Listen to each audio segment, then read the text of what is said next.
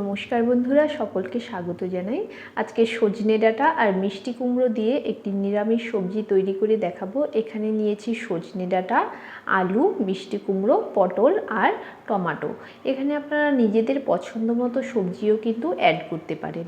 সবজিগুলোকে কেটে নিয়েছি। এবার কড়াইতে তেল দিয়ে দিয়েছি। তেলের গরম হয়ে যাওয়ার পর দিয়ে দিচ্ছি গোটা গরম মশলা, দারচিনি, এলাচ, লবঙ্গ আর হাফ চামচ পরিমাণ গোটা জিরে। গোটা জিরে ভাজা হয়ে যাওয়ার পর এবার সবজিগুলোকে সবগুলোকেই একবারে দিয়ে দিলাম। সবজিগুলোকে দিয়ে একটু নেড়ে চেড়ে নিচ্ছি। এর মধ্যে দিয়ে দেব স্বাদ অনুসারে লবণ। লবণটাকে দিয়েও সবজির সঙ্গে বেশ ভালো করে মিশিয়ে নেড়ে চেড়ে নেব।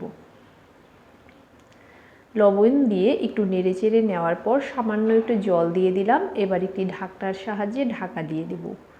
5 মিনিট পর ঢাকাটাকে খুলে দেব। ঢাকাটাকে খুলে দিয়ে আরও কিছুক্ষণ নেড়ে চেড়ে নিতে হবে।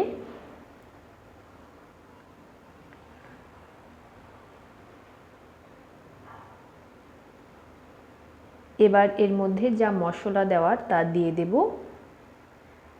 দিয়ে দিচ্ছি 3টি চিড়ে নেওয়া কাঁচা পাকা লঙ্কা, 1/4 চামচ পরিমাণ হলুদ গুঁড়ো, হাফ চামচ পরিমাণ জিরের গুঁড়ো। আপনারা চাইলে এখানে কিন্তু শুকনো লঙ্কার গুঁড়ো ব্যবহার করতে পারেন। মশলাটা দিয়ে কিছুক্ষণ ভেজে নিয়েছি। মশলাটা দিয়ে ভেজে নেওয়ার পর এবার দিয়ে দেব জল। জল দিয়ে সব কিছুকে আবারও বেশ ভালো করে মিশিয়ে দেব। সব কিছুকে বেশ ভালো করে মিশিয়ে নেওয়ার পর আবারও একটি ঢাকনার সাহায্যে ঢাকা দিয়ে দেব। 10 মিনিট পর ঢাকাটাকে খুলে নেব। দেখে নেব সব সবজি সেদ্ধ হয়েছে কিনা। দেখুন সব সবজিগুলোই কিন্তু সেদ্ধ হয়ে গেছে। এটা একদম রেডি হয়ে গেছে। এবার নামিয়ে নেওয়ার আগে উপর থেকে ধনেপাতা কুচি ছড়িয়ে দিয়ে নামিয়ে নেব। এভাবে সজনে ডাঁটা আর মিষ্টি কুমড়ো দিয়ে তৈরি করে খেয়ে দেখবেন, খুবই ভালো লাগবে।